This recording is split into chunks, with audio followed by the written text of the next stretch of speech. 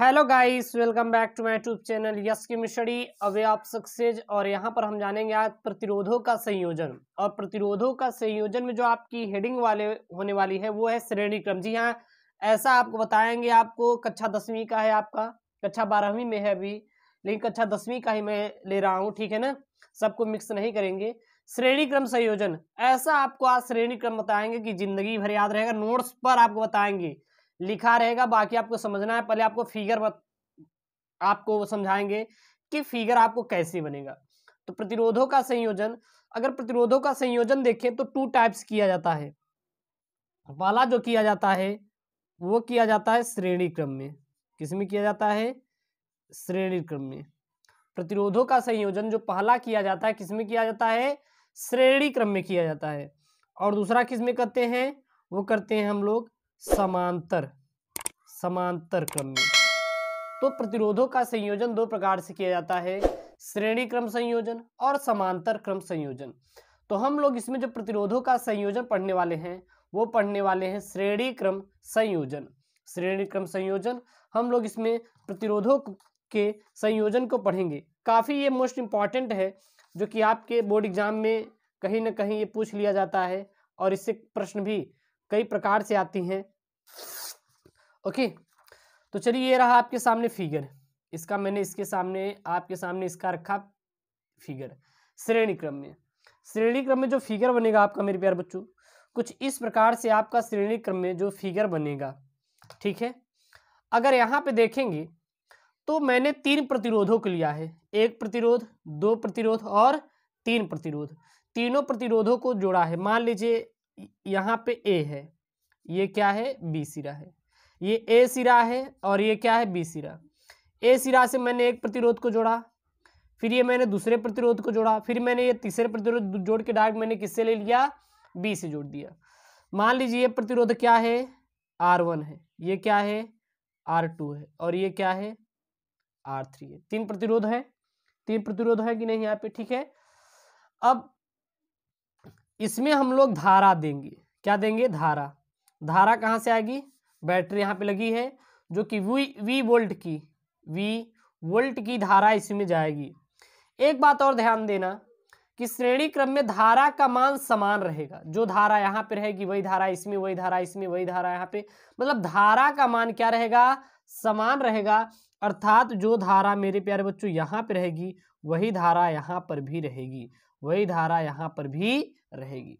लेकिन जो विभवांतर है, अगर यहाँ पे V वोल्ट का विभवांतर यहाँ पे चला तो यहाँ पे विभवांतर अलग हो जाएगा, यहाँ पे विभवांतर अलग हो जाएगा और यहाँ पर विभवांतर अलग हो जाएगा। यानी कि तारों में विद्युत धारा का मान तो समान रहेगा, लेकिन विभवांतर का मान श्रेणी क्रम में क्या हो जाता है? अलग अलग हो जाता है। यानी कि हर प्रतिरोध के लिए विभवांतर का मान अलग अलग रहेगा। एक बात ध्यान देना, ये हमारी क्या है? ये हमारी लगी है बैटरी, कोई V वोल्ट की क्या लगी? बैटरी। और इसको कहते हैं कुंजी। क्या लगी है? कुंजी। स्विच ऑन और ऑफ करने के लिए मैंने एक कुंजी यहाँ पे लगा के रख दी है। यहाँ पे डॉट भी दिखाते हैं, किसी प्रकार आप दिखा सकते हैं, ठीक है ना। तो ये आपका बन गया हमारा श्रेणी क्रम। अब इसको लिखेंगे कैसे? क्योंकि अब बात आती है लिखने की। समझ लिए कैसे क्या करना है। इसमें ये करना है कि आपको सबसे पहले एक लाइन खींचनी, लाइन खींचने के बाद 3 प्रतिरोध लगा देना। 1 प्रतिरोध, 2 प्रतिरोध, 3 प्रतिरोध लगा दिए। प्रतिरोध को रेजिस्टेंस बोलते हैं, इसलिए यहाँ पे R से दिखाते हैं। ओके, विभवांतर को V से दिखाते हैं, इसलिए V है। और यहाँ पे I है, I मतलब कि यहाँ पे विद्युत धारा, इलेक्ट्रिक करंट, ठीक ना। इलेक्ट्रिक करंट, विद्युत धारा को किस यहाँ पे दिखाए हैं? I से दिखाए हैं। श्रेणी क्रम में एक पॉइंट वाली बात होती है कि धारा का मान समान होता है, इसलिए यहाँ पे I लिए हैं। लेकिन जो हमारा यहाँ पे विभवांतर का मान होता है वो क्या हो जाता है? अलग अलग। यानी कि जो वोल्ट होता है जाता है यहाँ पे सर तारों में अलग अलग विभवांतर जाएगा, और प्रतिरोध मैंने अलग अलग तो लगा ही रखे हैं। अब यहाँ पे लिखेंगे कैसे? तो एक बात ध्यान देना, माना 3 प्रतिरोध तार, पहला, दूसरा और तीसरा। माना 3 प्रतिरोध तार, जैसे मैं बोल रहा हूँ वैसे लिखेंगे, फिर आपको दिखा भी रहे हैं कैसे लिखना है। माना 3 प्रतिरोध तार श्रेणी क्रम में इस प्रकार जुड़े हैं। किसमें क्रम में जुड़े हैं? श्रेणी क्रम में इस प्रकार जुड़े हैं कि पहले तार का किसके प्रतिरोध की? पहले प्रतिरोध के तार का पहले प्रतिरोध के तार का पहला सिरा, ये पहला ये दूसरा, पहला सिरा बिंदु ए से तथा बिंदु ए का संबंध बैटरी के धन सिरे से किया गया है। बिंदु ए का संबंध किससे किया? बैटरी के धन सिरे से किया गया है।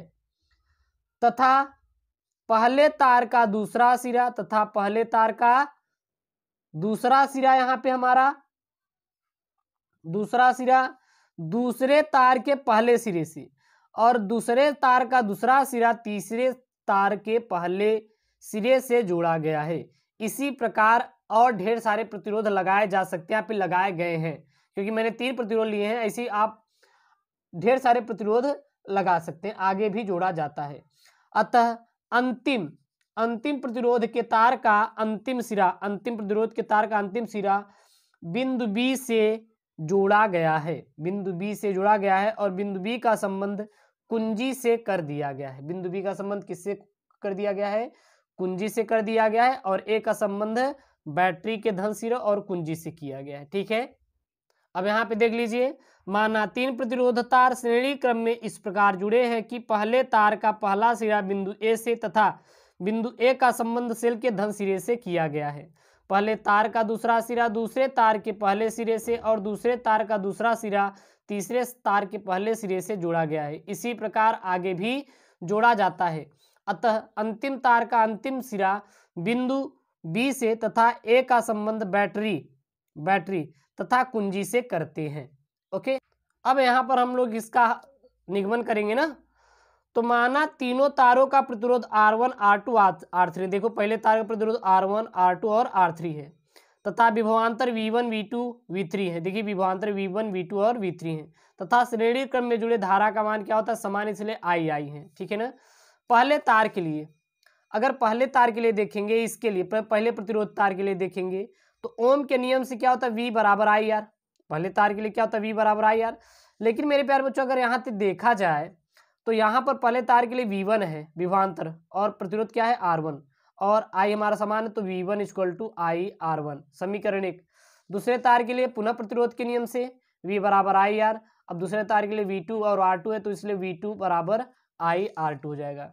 इसी प्रकार तीसरे प्रतिरोध के लिए पुनः ओम के नियम से V बराबर IR और हमारा विभवांतर V3 और IR3 हो गया। ओके, अब यदि तीनों तार का संपूर्ण विभवांतर क्या हो? V हो। अगर मान लीजिए यहाँ से V ही वोल्ट की जा रही है, यहाँ से विभवांतर V निकला, V वोल्ट का गया, तो इसमें V1, V2, V3 आएगा नहीं, यानी कि V बराबर पूरा बटेगा।